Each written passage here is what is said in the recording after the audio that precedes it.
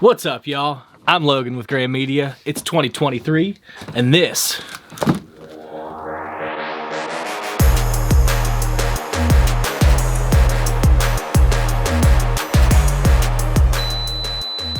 is the Fujifilm XT-20. Starting off, how does the Fujifilm XT-20 stack up 6 years after its 2017 release? Let's start this off by saying that I am primarily a wedding, wildlife, and landscape photographer. I typically shoot with a Canon R6 or a Canon R7, but the Fuji does hold a special place in my lineup. With that being said, let's dig into the specs. The XT-20 has a 24 megapixel X-Trans 3 crop sensor. It's capable of shooting RAW and JPEG stills. It does have a film simulation, which is my preferred way of shooting. It also can record 4K with line skipping, but it has a limit of 10 minutes. You can also apply the film simulations to video footage. So 4K video footage is supported up to 30 frames per second. There is no RAW or log mode in that. The XT-20 has one UHS-1 card slot, which isn't great, but it does the job. There's no in-body image stabilization. It's typically found in the lenses, and they do fine. Standard ISO range on this camera is 200 to 12,800, and it's expandable from 100 up to 51,200. There is a built-in flash. It's terrible, but it works. It's synchronized up to 1/180th of a second. So the viewfinder on this camera is 0.39 inches, 360,000 dot OLED. It's definitely better than the TFT display screen on it. It's still kind of small though. The XT-20 has a face and eye detect system. 325 points distributed, 49 in the center. It works. It is kind of spotty, and I find that using it in one shot is the best course of action. The camera has 15 film simulation modes, which you can modify, and we'll go over a few of those when we're reviewing the camera itself. It takes an NP-W126S battery. It's a fairly small battery, but I haven't found myself needing to buy a second one yet, especially for what I use it for, more documentary and like personal life type of stuff. It doesn't last very long if you are using it regularly, continuously. And the final thing I want to touch on spec-wise is that this camera's not weather sealed, so you're going to want to keep it dry, keep it out of any kind of like rain, snow, heavy dust, anything like that. So to answer the question, yes, I do believe it is still viable in 2023, and here's why. First and foremost, this camera is affordable. I got mine for just under $500 used. It's in great condition, and it also has a huge lens selection that it's also affordable.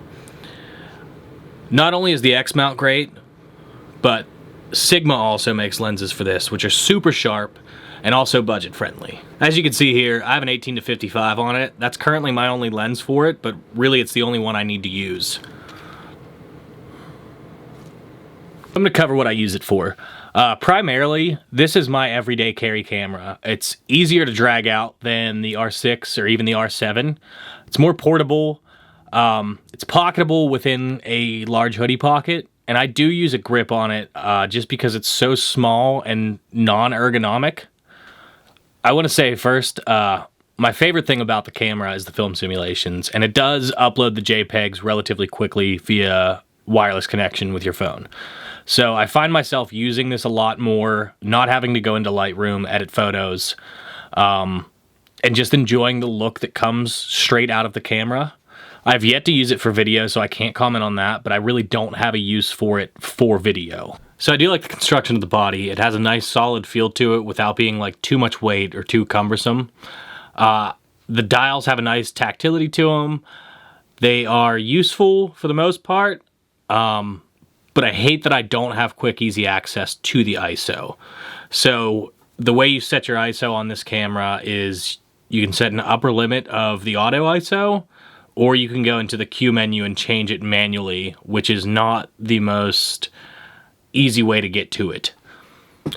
Two of my absolute favorite things about this camera are it's easy to just have on me pretty much at all times, and the film simulations.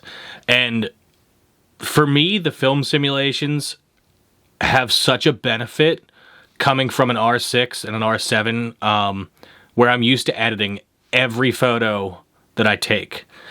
Being able to just snap something, transfer it to my phone via the wireless, which is actually fairly quick, and just post it on social media or to my Facebook or send it to my friends, family, stuff like that, has such an amazing benefit to me. I do like the Fujifilm remote app, probably even better than Canon's. It seems to work better, faster, more effectively. So now that I've covered the positives of the camera, I'm going to kind of go over some of the things that I don't like about it. As I stated earlier, the ISO is not the most intuitive way to access it. The flash is also useless, especially if you have any kind of lens that has any length to it. You'll notice it in pictures. The screen is awful, and I guess that's just because I'm used to a Canon screen that tilts out and is bright and responsive. This one's not the most responsive. It's also not the brightest, and it seems like the quality of the images on the back of it are pretty lackluster. Another negative to this camera, for me at least, is the menu system. I feel like it's lacking a lot of things, and that may just be because I'm used to my R6 being a newer camera and having so many options, but it doesn't feel like it's an intuitive menu system. It does scroll vertically more than anything, so the tabs are not the easiest on the eyes. I also feel like the exposure compensation wheel could be replaced with potentially an ISO wheel. Even just a positive and negative scrolling one I think would be better than the exposure compensation. I've noticed when I've messed with the exposure compensation wheel, it doesn't seem to give me a good idea of what the final image result will be, and it actually kind of skews things in a bad way. So I'm going to do what no one asked me to do and compare this to the R6 and the R7, and honestly, there's no comparison. The R6 and the R7 both are just leagues and overall different cameras. I love them for my professional work, but this Fuji is perfect for beginners, for someone wanting to learn like a mirrorless system, someone that doesn't need a full frame, and also as like a backup camera if it's something you just want to take every day with you, keep in your car or keep in a little sling bag and just take everywhere. I find myself taking it to breweries, on hikes, even shooting some behind the scenes footage of when I do actual like landscape photography or am out in the woods doing wildlife photography. With all that being said, I do feel the Fujifilm XT-20 is still viable in 2023. It depends on what you want to use it for. It's not a professional camera by any means, not at this point at least, but it still produces beautiful images.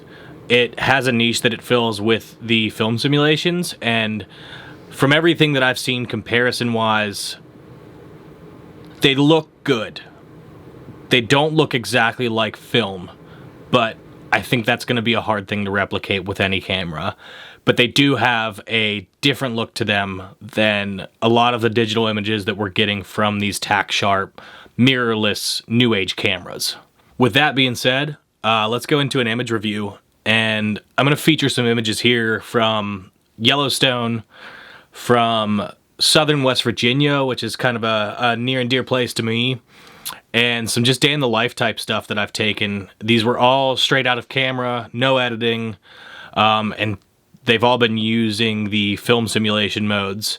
I do alter them, most of which I use Fuji Weekly to get recipes from, and that's a great place.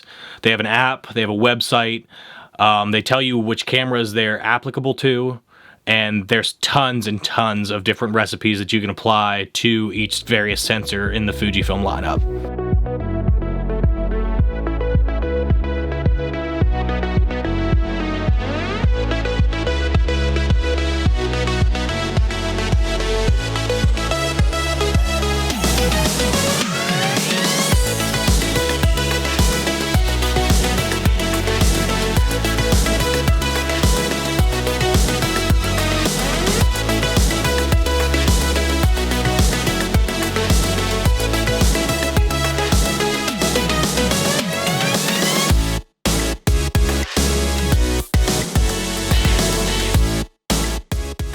So yeah, it never ceases to surprise me. I have a real affinity for the black and white Acros film simulation on there, which is weird because I don't typically like black and white photos, but for some reason I love the way that this camera produces them. It has a nice dynamic range. It has a lot of like good negative space, I guess, whenever you use the Acros.